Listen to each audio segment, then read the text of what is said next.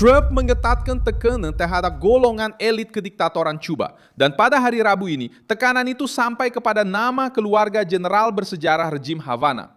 Alina Rosales Aguirre Ureta, anak perempuan kepada Jenderal Ulysses Rosales del Toro, telah ditahan oleh Perkhidmatan Imigresen dan Kastam Amerika Syarikat selepas tinggal di kawasan Miami selepas memasuki wilayah Amerika pada tahun 2023 dengan visa pelancong BAM dan BIDOIS yang dikeluarkan di Havana. Kes ini menjadi tular kerana ia bukan melibatkan seorang imigran biasa yang cuba mengatur semula kehidupan di luar Cuba, tetapi anak perempuannya. Seorang lelaki yang memegang jawatan penting dalam Angkatan Tentera Revolusi, pernah menjadi ketua staf, menteri dan merupakan sebahagian daripada jentera komunis yang menindas pulau itu selama beberapa dekad.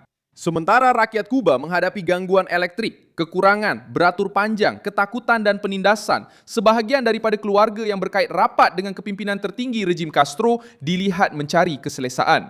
Tepat sekali, di negara yang propaganda rejim itu gelar sebagai musuh, pentadbiran Trump kini menjadikan percanggahan ini sebagai mesej politik. Mereka yang pernah hidup dekat dengan kuasa di Kuba, menikmati keistimewaan dan cuba menggunakan wilayah Amerika sebagai tempat perlindungan. Mereka mungkin mula merasai beban undang-undang imigresen dan keselamatan negara.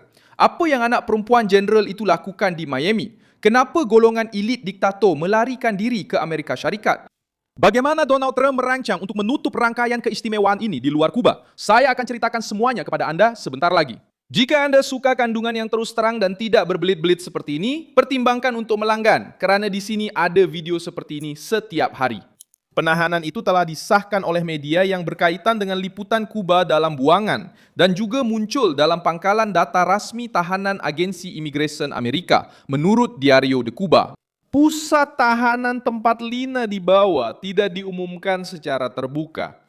Apa yang diketahui setakat ini ialah dia berada di Miami, cuba untuk menguruskan status imigresinya sambil membawa nama keluarga yang berat dalam sejarah rejim Kuba. Lina ialah seorang doktor profesional di Kuba dan anak perempuan kepada seorang jeneral yang memegang jawatan penting dalam kuasa komunis. Ulysses Rosales del Toro pernah menjadi ketua staf umum Angkatan Tentera Revolusi, Menteri Gula, Menteri Pertanian dan naib Presiden Majlis Menteri-Menteri. Perkara itu tidak berlaku begitu sahaja. Pada Februari 2026, satu siasatan oleh Martin Noticias telah pun mendedahkan kehidupan sebahagian keluarga Rosales del Toro yang tidak hidup dalam kemiskinan seperti rakyat Cuba biasa. Siasatan itu menunjukkan bahawa keempat-empat anak jeneral tersebut hidup penuh dengan keistimewaan, melancong, menjalankan perniagaan dan mempunyai akses ke persekitaran elit. Sementara rakyat Kuba berdepan dengan kekurangan makanan, kekurangan ubat-ubatan, gangguan elektrik yang panjang dan ekonomi yang musnah. Alina muncul dalam situasi ini sebagai anak perempuan yang telah tiba di Amerika Syarikat dengan visa pelancong dan tinggal di Miami sementara menunggu percubaan untuk mendapatkan status yang sah. Soalan yang semakin hangat diperkatakan dalam berita adalah mudah. Apa yang keluarga ini lakukan? Hidup dengan kemudahan di luar pulau, sedangkan mereka secara langsung atau tidak langsung mempertahankan sebuah sistem yang menindas jutaan rakyat Cuba. Kes ini mendedahkan kontradiksi lama dalam pemerintahan diktator. Untuk rakyat, pengorbanan. Untuk sekutu rejim, jalan keluar kepada ekstremisme, kewarganegaraan Eropah, perniagaan persendirian, perjalanan dan kehidupan yang selesa. Penahanan Alina Rosales menunjukkan bahawa kerajaan Trump mula mengubah kontradiksi ini menjadi masalah sebenar bagi mereka yang sudah biasa menggunakan Amerika Syarikat sebagai tempat perlindungan. Keluarga Rosales del Toro muncul di pelbagai bahagian dalam rangkaian keistimewaan ini. Salah seorang anak perempuannya, Zulema Rosales Aguirre Ureta, telah dikenal pasti sebagai penduduk di Cancun dengan perniagaan dan perjalanan yang kerap ke Kuba. Seorang lagi, Zulema. Seorang lagi, Perla Rosales Aguirre Ureta, muncul berkaitan dengan rangkaian harta dan perniagaan di Havana Lama dalam kawasan yang dikaitkan dengan perniagaan mata wang asing. Satunya anak lelaki, Carlos Ulysses Rosales Aguirre Ureta, mempunyai latar belakang yang berkaitan dengan sektor ketenteraan Kuba. Keluarga itu juga dikaitkan dengan akses kepada hartanah eksklusif dan gaya hidup yang jauh berbeza daripada realiti sukar yang dialami oleh kebanyakan rakyat Cuba. Disinilah penahanan Alina menjadi isu politik yang penting. Dia bukan sekadar seorang tahanan dalam proses migrasi biasa.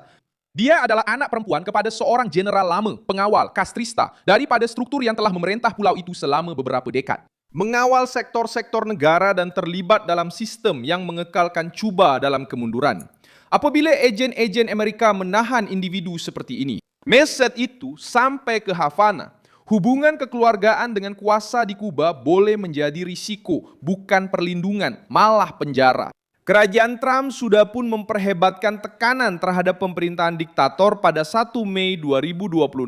Rumah Putih mengumumkan sekatan baharu terhadap pihak berkuasa, entiti dan penyokong rejim Cuba yang terlibat dengan penindasan, rasuah, aparatus keselamatan, sektor strategik ekonomi dan ancaman kepada keselamatan negara Amerika Syarikat. Perintah itu juga membuka jalan untuk mengambil tindakan terhadap individu dan institusi yang membantu kerajaan Kuba secara material. Gerakan kerajaan juga muncul. Dalam satu kes lain yang baru-baru ini berlaku, beberapa hari sebelum penahanan Alina, pihak berkuasa Amerika telah menahan di Miami Ades Lastres Moreira, adik kepada Ania Guillermina Lastres Moreira, yang dikenal pasti sebagai ketua konglomerat tentera Gaesa.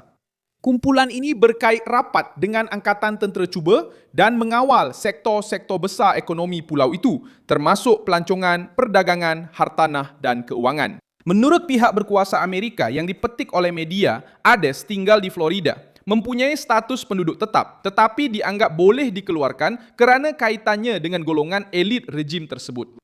Marco Rubio, Setiausaha Negara Amerika Syarikat, menyatakan bahawa tidak akan ada tempat di muka bumi ini, apatah lagi di Amerika Syarikat, bagi warga asing yang mengancam keselamatan negara untuk hidup dalam kemewahan. Urutannya adalah penting. Pertama, datanglah pengetatan rasmi terhadap Kuba. Kemudian penahanan kakak yang berkaitan dengan kumpulan Gaesa. Kini muncul pula penahanan anak perempuan seorang jeneral, tokoh bersejarah dalam era Castro. Ini menunjukkan ada kaedah, bukan episod terpencil.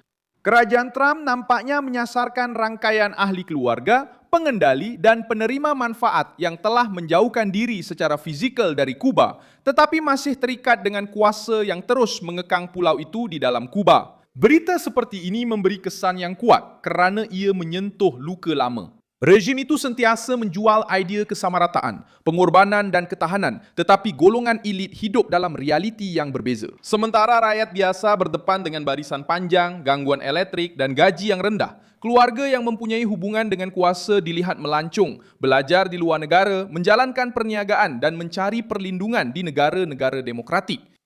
Penahanan Alina tepat mengenai kemunafikan ini, anak perempuan seorang jeneral pro-Castro yang tinggal di Miami. Sementara berjuta-juta rakyat Kuba tidak dapat keluar dari krisis mereka sendiri, kes ini juga memberi tekanan kepada Havana kerana ia menunjukkan bahawa Florida bukan lagi zon selesa untuk sebahagian daripada keluarga-keluarga ini. Rejim itu mengecam kapitalisme, tetapi orang-orang yang dilindunginya berlari ke Miami. Rejim itu menuduh komuniti buangan, tetapi saudara mara mereka mencari keselamatan dalam buangan.